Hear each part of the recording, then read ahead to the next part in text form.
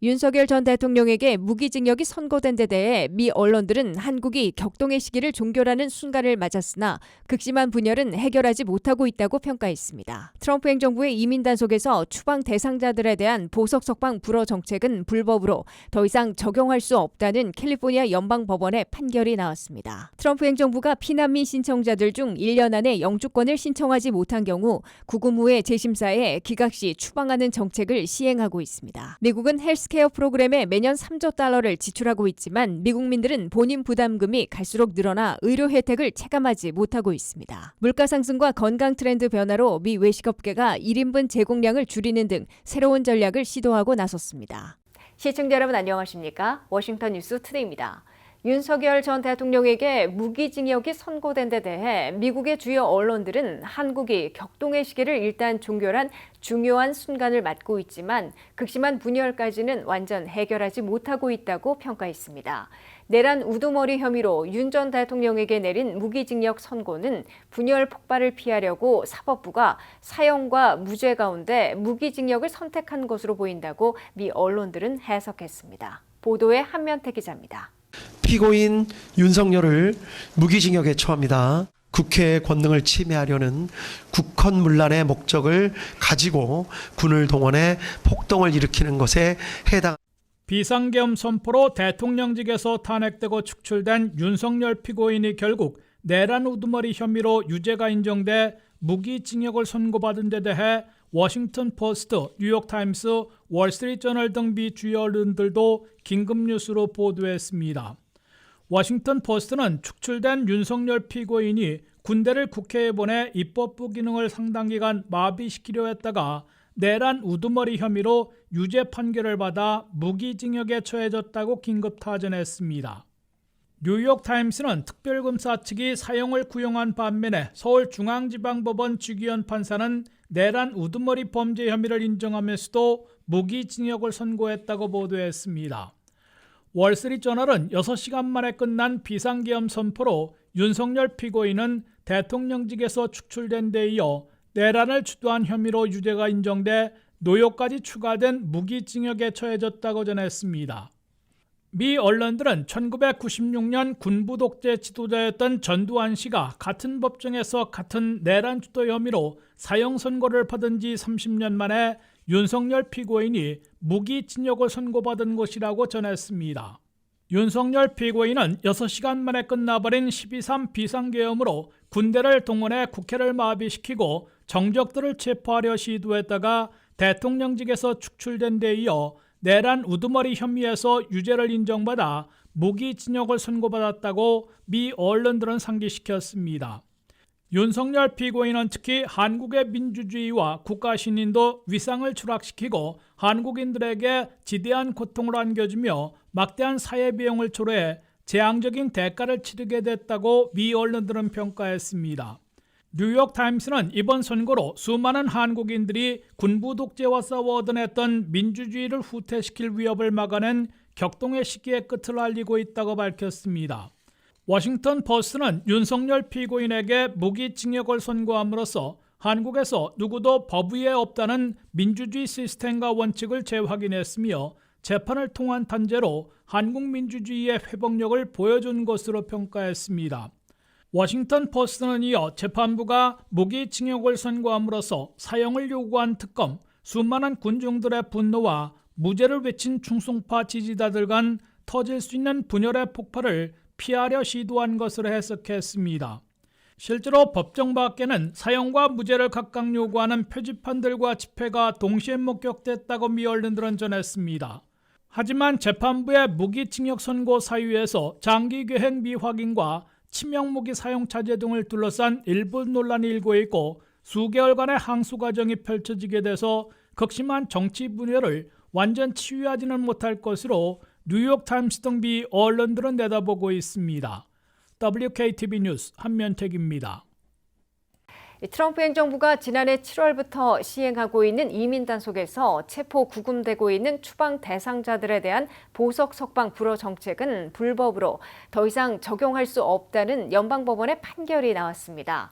캘리포니아 소재 연방지방법원은 그동안 개별적으로 보석 석방을 허용하라는 판결보다 훨씬 광범위하게 미 전역에서 더 이상 추방 대상자들에 대한 보석 석방 불허 정책을 적용할 수 없다는 판결을 내렸습니다. 트럼프 행정부가 체포 구금하는 추방 대상자들에 대해 보석 석방을 불허하고 있는 정책이 불법 판결을 받아 더 이상 이민 법원에서 기각하는 데 적용할 수 없게 될 것으로 보입니다.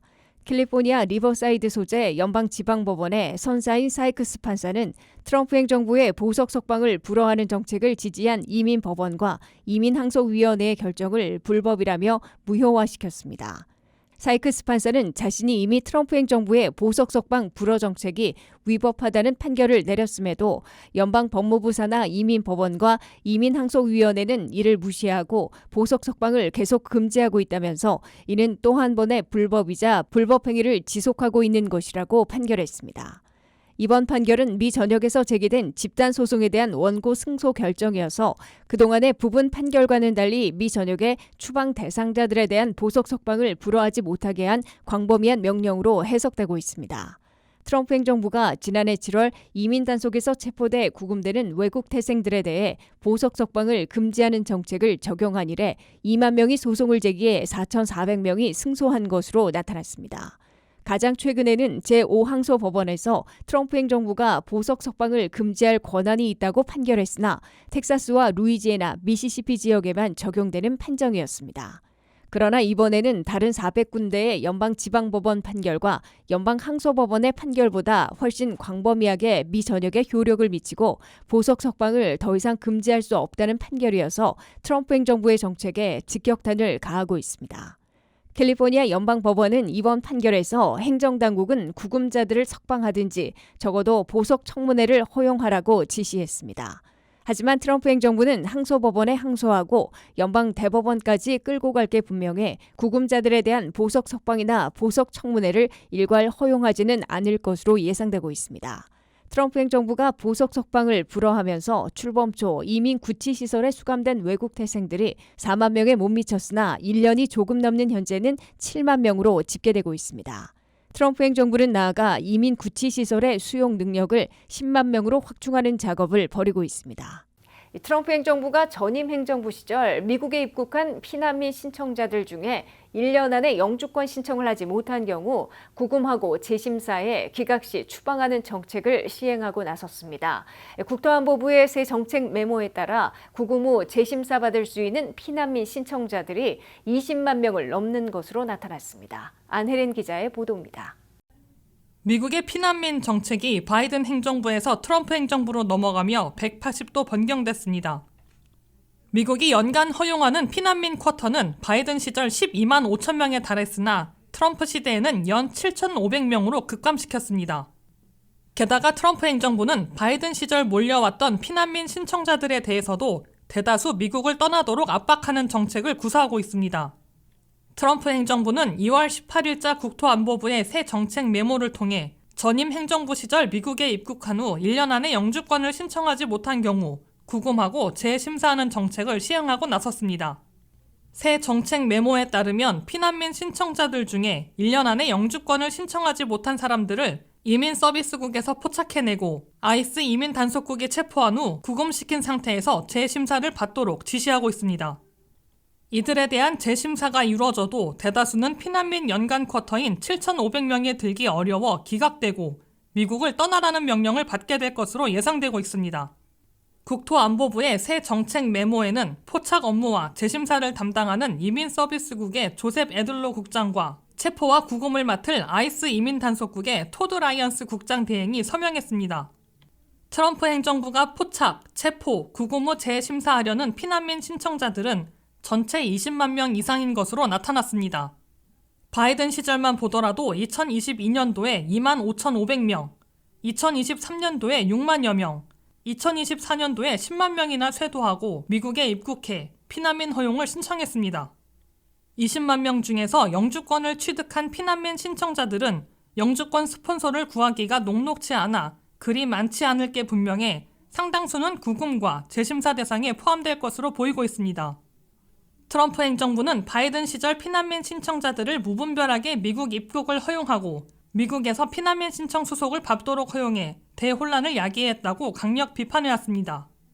특히 미국에 몰려든 피난민 신청자들 중에는 형사 범죄자, 사기꾼 등이 많이 섞여 있어 도주의 우려가 있으므로 체포 구금한 후에 재심사할 수밖에 없는 상황이라고 강조하고 있습니다.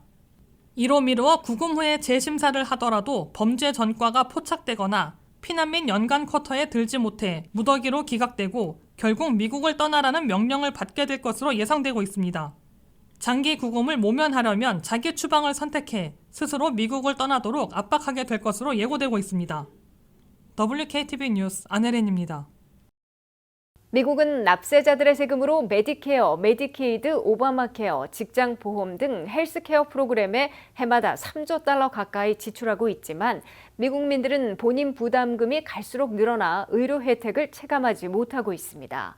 미국은 6,600만 명이 이용하고 있는 메디케어를 위해 1년에 1조 1,000억 달러나 투입하고 있고 저소득층 7천만 명이 쓰고 있는 메디케이드에는 한 해 9,200달러나 지출하고 있습니다. 한면태 기자의 보도입니다.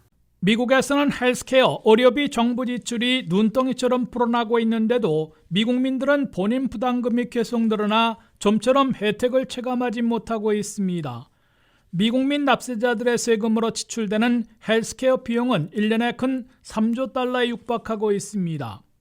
현금 보조와 같은 웰페어 복지 혜택 예산까지 합하면 5조 달러에 근접하고 있습니다. 65세 이상 시니어들과 장애인 등 6,600만 명이 이용하고 있는 메디케어에는 1년에 납세자 세금으로 1조 1,000억 달러나 지출하고 있습니다. 사회보장연금 지급 예산이 1조 6천억 달러로 가장 많은 데 이어 메디케어 정부 지출이 2위를 기록하고 있습니다. 숫자로는 더 많은 7천만 명이 이용하고 있는 저소득층 의료보험인 메디케이드를 위해 1년에 9,200억 달러를 지출하고 있습니다. 메디케이드는 연방에서 65%, 주정부에서 35%를 분담하고 있습니다. ACA 오바마케어의 정부 보조액은 1년에 350억 달러, 10년에 3,500억 달러로 상대적으로는 적은 규모입니다. 그럼에도 이 정부 보조가 지난 연말 종료된 이후에도 아직도 연장하지 못하고 있습니다. 정부 재정의 직접 지출은 아니지만 직장의료보험도 세제 혜택을 제공하고 있어 정부 재정 지출로 계산되고 있습니다. 직장의료보험을 이용하고 있는 미국민들은 현재 1억 5,400만 명으로 최대 규모를 기록하고 있습니다. 직장의료보험 혜택을 주는 고용주들은 비용 처리로 세제 혜택을 누릴 수 있고 종업원들은 의료보험 혜택은 비과세 소득으로 세금을 내지는 않고 있습니다. 그러나 고용주들과 직장인들의 직장건강보험에 대해 세제 혜택을 제공하는데 1년에 4,510억 달러의 정부 재정 지출을 기록하고 있습니다. 여기에 전역 군인들을 위한 베테랑스 의료비 지출에 1년에 2,510억 달러를 투입하고 있습니다. 막대한 의료비 재정 지출에도 불구하고 미국민들은 건강보험 프리미엄은 물론 디덕터블과 코인슈런스 등 본인 부담금이 해마다 오르고 있어 정부의 의료비 재정 지출 혜택을 전혀 느끼지 못하고 있는 것으로 해석되고 있습니다. WKTV 뉴스 한면택입니다. 외식업계 변화의 바람이 불고 있습니다. 물가 상승으로 인한 식재료와 인건비 부담, 여기에 비만 치료제 확산까지 맞물리면서 최근 식당들이 1인분 제공량을 줄이는 움직임을 보이고 있는데요. 일부 체인점들에서는 건강 트렌드로 소식을 선호하는 소비자들을 겨냥해 양은 줄이고 가격은 낮춘 메뉴들을 선보이는 등 새로운 전략을 시도하고 있습니다. 안혜린 기자의 보도입니다. 최근 외식업계가 음식 1인분 제공량을 줄이고 있습니다.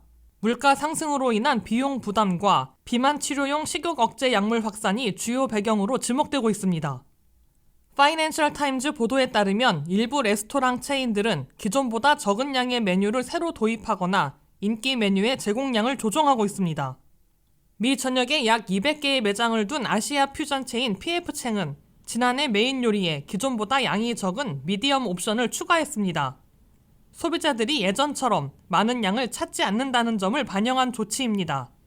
KFC를 운영하는 이암 브랜드도 미국 내 4천여 개 매장에서 메뉴 구성과 양을 일부 조정하고 있다고 밝혔습니다. 해산물 체인 앵그리 크랩 쉑은 양을 줄인 대신 가격을 낮춘 점심 메뉴를 선보였습니다.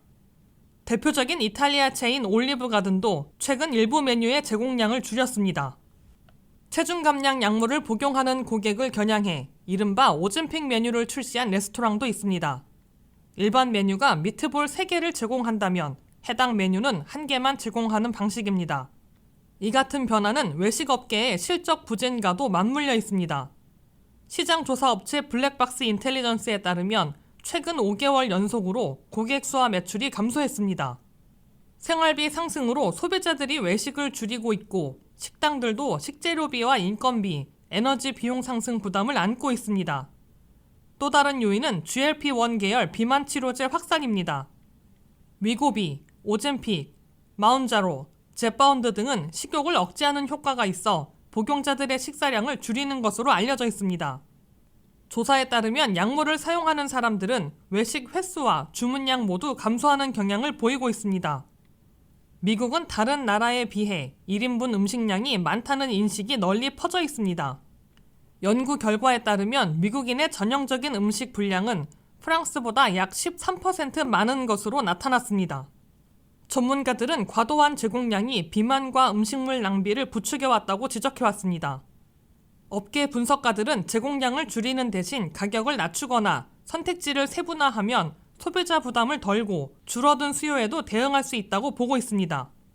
실제로 일부 체인점들은 스몰이나 라이트 메뉴를 강화하면서 다양한 고객층을 공략하고 있습니다. 물가 부담과 건강 트렌드 변화가 겹치면서 미국 외식업계의 대용량 문화가 점차 변화하는 흐름을 보이고 있습니다. WKTV 뉴스 안혜린입니다. 이상으로 워싱턴 뉴스투데이를 마치겠습니다. 시청해주신 여러분 고맙습니다.